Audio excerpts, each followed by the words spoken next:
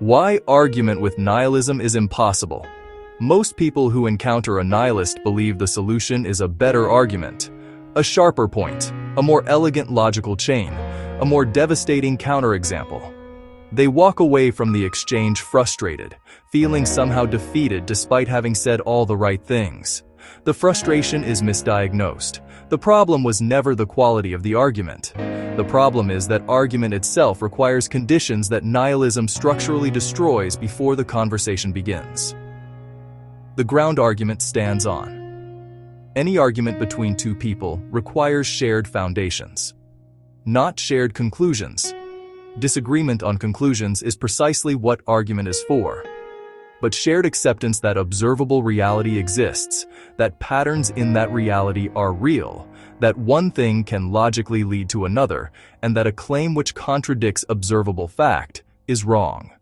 These are not conclusions you arrive at through argument. They are the preconditions that make argument possible at all.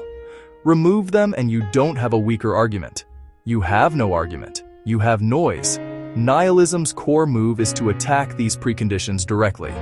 Nothing is truly knowable. Reality is constructed. All frameworks are equally arbitrary. Truth itself is a social convention. Each of these positions, if accepted, doesn't just weaken your specific argument.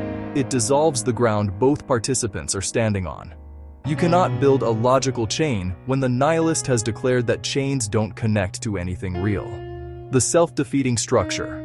There is an immediate and obvious problem with nihilism that every undergraduate philosophy student identifies. It appears self-defeating. Nothing is true is itself a truth claim. All frameworks are arbitrary is itself a framework. You cannot know anything is presented as something the nihilist knows. The position seems to collapse under its own weight the moment you apply it to itself. But here is where most people make their critical error. They present this observation as a winning argument. They expect the nihilist to recognize the contradiction and concede. This never happens. And the reason it never happens reveals the deeper problem. The nihilist does not actually believe nothing is true in the way they claim. They are not operating from a genuinely derived position that they have stress-tested against observable reality. They are operating from a normative preference, a desire for a world without binding truth, without accountability to observable fact, without the demands that genuine knowledge places on behavior. The self-contradiction doesn't land because they were never actually committed to the logical chain in the first place. They are using the language of epistemology to defend a psychological position. Pointing out the logical flaw is like pointing out that a shield is dented. It doesn't disarm anyone. The asymmetry problem. Genuine argument requires symmetrical commitment. Both participants must be willing to follow the logical chain wherever it leads, including to conclusions that are uncomfortable. Both must accept that observable reality is the final arbiter. Both must be willing to be wrong. Nihilism creates a fatal asymmetry. The person arguing from grounded, observable principles is fully committed. They will follow the chain, test the links, revise if necessary. The nihilist has a permanent escape hatch. Anytime the chain tightens, anytime the evidence becomes undeniable, anytime the argument reaches a point where concession would be logically required, they simply dissolve the ground. But who decides what counts as evidence? That's just your framework. Truth is relative. The escape hatch is always available and costs nothing to use. This asymmetry means the grounded participant is playing a game with real stakes, while the nihilist is playing a game with no stakes at all. You cannot lose a game you have refused to genuinely enter. Covert versus overt. Nihilism. Pure overt nihilism.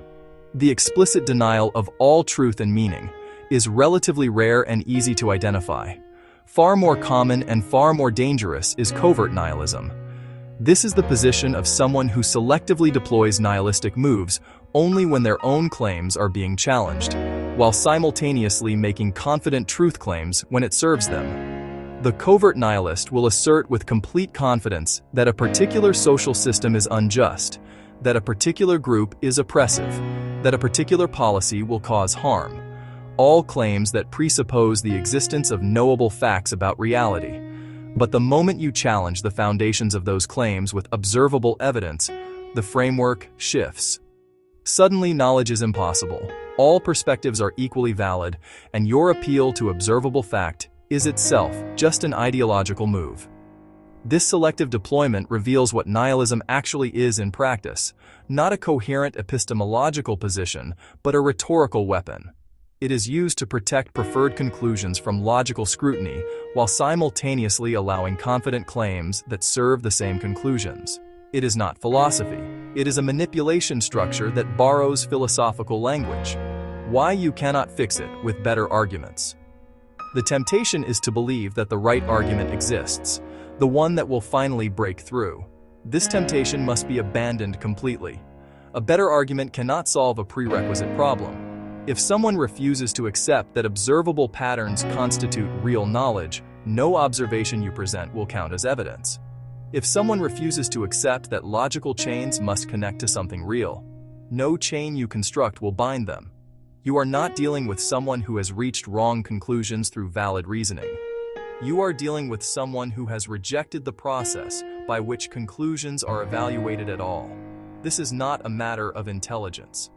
Highly intelligent people can and do operate in nihilistic frameworks precisely because intelligence without grounded epistemic commitment is just a more sophisticated engine for defending pre-existing preferences. The intelligence goes into constructing more elaborate escapes, not into genuine engagement with observable reality. The only valid response. If argument is impossible, what remains? Classification and disengagement. Classify the position accurately. This is a normative preference masquerading as epistemology, not a derived position anchored in observable reality. Name what it functionally is: a permanent escape from accountability to fact. Recognize that no chain you build will be evaluated honestly because honest evaluation was never on offer. Then disengage. Not out of frustration or defeat, but out of precision. You do not argue with someone who has refused the conditions of argument. You identify the structural failure, note it clearly, and redirect your energy toward people who are genuinely committed to following observable reality wherever it leads.